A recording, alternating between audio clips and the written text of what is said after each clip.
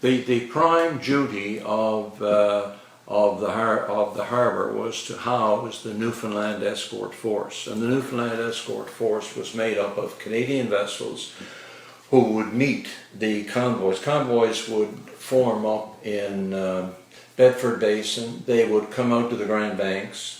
The Newfoundland Escort Force, however big they were, whatever the force was, maybe it was a dozen ships, maybe it was 15, I guess depending on how big the convoy was.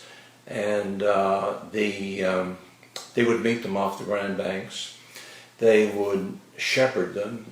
And remember, these were in submarine waters. There were submarines all around here.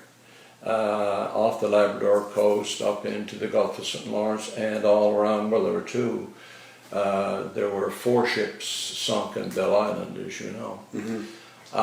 So they would meet the convoy. They would take them to the middle of the Atlantic, which was called the Black Hole, because at that time you didn't have any air support, or you had air support, but it could only go so far because planes couldn't fly.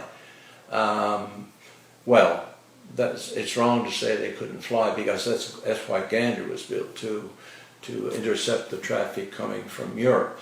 But the planes that the Navy had, or the Air Force had, could only fly halfway.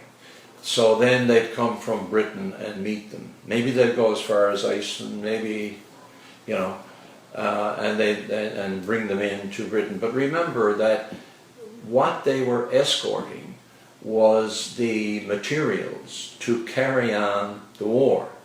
Foodstuffs, armaments, guns, tanks, God knows what, everything that Britain needed. So everything that Britain had to come from over here. Sure. And it was the force that was established here that escorted those convoys.